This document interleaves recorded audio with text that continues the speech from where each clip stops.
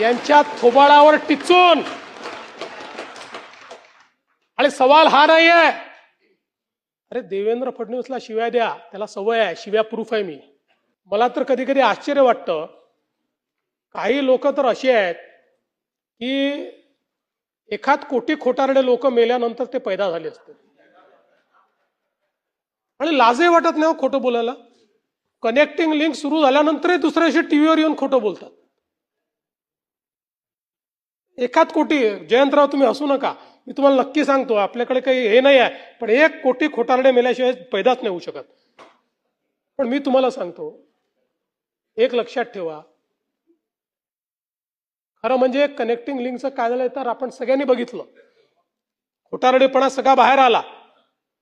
पण त्याच वेळी महायुती सरकारची हिंमत होती म्हणून आम्ही कनेक्टिंग लिंक बांधून टाकली.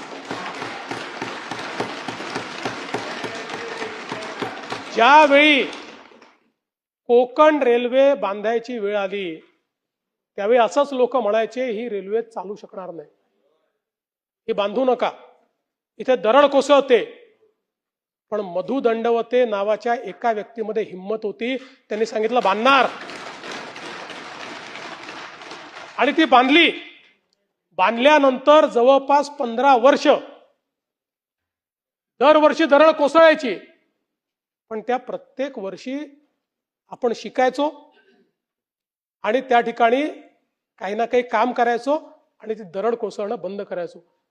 आज विचार करा, या भीतीने जर कोकण रेल्वे तयारच केली नसती काय अवस्था राहिली असती.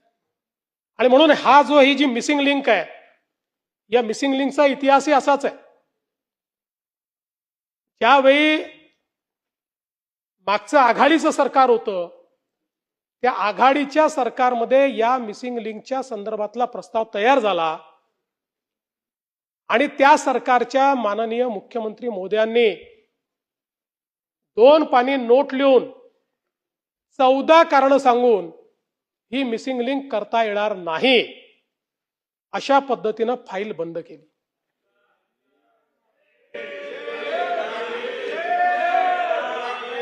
चौदा कारण दिले, 14. पण लक्षात ठेवा, गिरते हैं शेरे सवार ही मैदाने जंग में, गिरते हैं शेरे सवार ही मैदाने जंग में, वो तिफल क्या गिरे जो घुटनों के बल चले. आणि आम्ही निर्णय केला, अधिकाऱ्यांशी बोललो, एक्सपर्टशी बोललो, त्यांचं म्हणणं होतं शक्य आहे, हे आपण करू शकतो, आणि आपण ते करून दाखवलं आणि कनेक्टिंग लिंक तयार झाली. ही नुसती लिंक नाही, इंजिनिअरिंग मार्वल तयार झालं. जगातला सगळ्यात मोठा बोगदा, सगळ्यात रुंद बोगदा जगातला, आणि भारतातली सगळ्यात उंच वायाडक्ट, सगळ्यात उंच केबल स्टेड ब्रिज भारतातला, हा आपण त्या ठिकाणी तयार करून दाखवला. जिथे 170 किलोमीटर प्रति तासाचा वारा येतो, त्या ठिकाणी आपण ही मिसिंग लिंक तयार केली किंवा कनेक्टिंग लिंक तयार केली.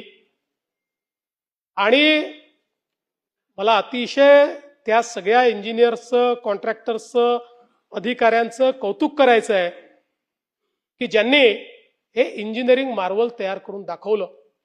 आज त्या एका कनेक्टिंग लिंकमुळे संपूर्ण घाट सेक्शनचे ऍक्सिडेंट संपले, घाट सेक्शनचा ट्रॅफिक संपला. आणि आज आपण पाहू शकतो की घडलं काय, तर त्या ठिकाणी दरड वरून कोसळली, आणि वरून कोसळून जो पाण्याची कमान आहे त्या कमानीवर पडली, ती कमानीचा भाग तुटला आणि दरड खाली पडली. ती त्या ठिकाणी मलबा त्याचा तयार झाला. कुठेही केबल स्टेड ब्रिजला क्रॅक नाही, कुठल्याही बोगद्याला अडचण नाही. उलट लोकांनी तर सांगितलं की बोगद्यामध्ये इमर्जन्सीची बटन दाबल्याबरोबर 3 मिनिटांमध्ये क्रेन आमच्याकडे आली. अनेकांनी सांगितलं बोगदा होता म्हणून आम्हाला त्या ठिकाणी आम्ही वाचलो, पण लगेच पाणी पडतंय आणि असे व्हिज्युअल दाखवणं सुरू केलं की जसं काही कनेक्टिंग लिंकच तुटली. आणि काही लोक ज्यांना तोंडखुरी आहे, आमचा विदर्भातला शब्द आहे, ते असे सुरू पडले की जणू काही 7,000 कोटी पाण्यात गेले. जयंतराव, 18 तासामध्ये ट्रॅफिक सुरू झाला. यांच्या थोबाडावर टिचून. आणि सवाल हा नाही आहे, अरे देवेंद्र फडणवीसला शिव्या द्या, त्याला सवय आहे, शिव्या प्रूफ आहे मी. कारण जीवनात एकच गोष्ट शिकलो, आजपासून 10 वर्षांनी हे शिव्या देणारे दिसणार नाही, पण ती कनेक्टिंग लिंक असेल आणि देवेंद्र फडणवीसचं आणि एकनाथ शिंदेचं नाव असेल.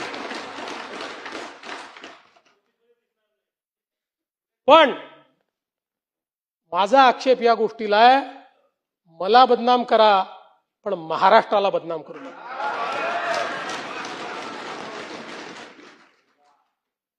आजमी साहब,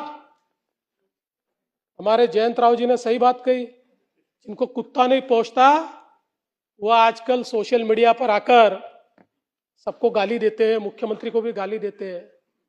ऐसे कुछ भाड़े के टट्टे इस मिसिंग लिंक के बारे में भी पैसा ले लेकर सोशल मीडिया पर लिख रहे थे. उनको भी कह देना चाहता हूं, अगर महाराष्ट्र का अपमान करोगे छोड़ूंगा नहीं.